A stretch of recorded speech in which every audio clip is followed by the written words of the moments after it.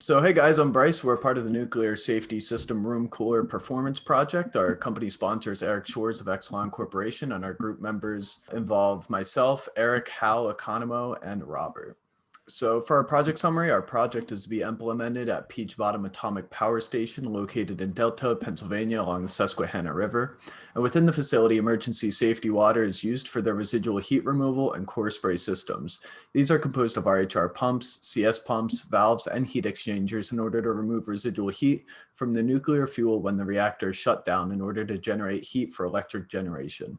The RHR pumps and heat exchangers and CS pumps are inside their own rooms, and while operating, these rooms must be kept cool to ensure that the pumps can remain active and not fail their mission time or duty cycle for the nuclear safety design. Room coolers are used to remove heat from the air, while the emergency safety water pushes water from the Susquehanna River through the coolers to transfer heat away. On site, there's 16 total coolers. However, we're going to be focusing specifically on the 3 Alpha Echo 058 RHR cooler for the 3 Alpha Vector 025 Unit 3A RHR room cooler fan, as it tends to become more blocked than others.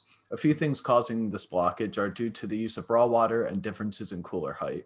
And our final goal is to create a tool that is capable of measuring the flow rate and identifying a buildup in order to notify staff when the 3 Alpha Echo 058 cooler needs to be cleaned. All right, my name is Eric, and the initial problem with the coolers in the Peach Bottom plant were pollution from the Susquehanna River that clogs the cooling water pipes at Peach Bottom. The raw debris can contain algae, trash, river clams, and things of that nature. The cooling water issues can result in downtimes of a week or more, usually more. Up to 36% of power capacity is what's restored immediately after. It takes much longer to get back to 100% capacity after downtime. So the solution will be able to won't need to detect the slowdown of the cooling water and the buildup of substantial blockage. The solution will monitor the cooling water flow individually, but because that by itself is not enough to detect buildup of sediment and slowing down of the cooling water, we'll use floor of 70 gallons per minute as an alarm and monitor for silt in the bottom of our trap.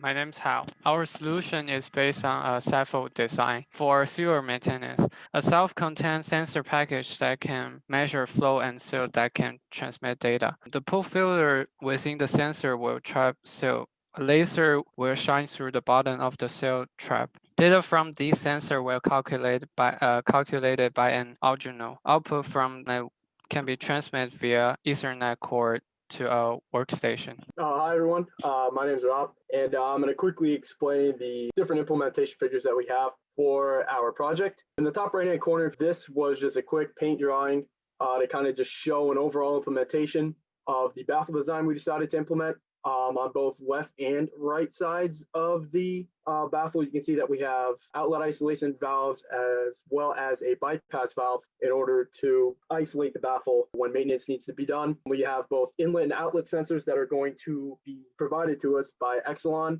and the baffle rod in the center. And on the bottom, we're going to have our emitter and our detector to be able to tell what debris we have on the bottom. Drawing in the top left describes just a simple drafting drawing of different measurements that we're going to use. Simple hand drawing in the top right of that, along with the top and a side view to kind of show the different PVC piping we're going to use, different sizes that will encase the pool filter. And on the bottom, we have a simple schematic for how the Arduino was going to be wired up and how it would work with our emitter and detector for our project implementation. Hello, everyone. My name is Khan.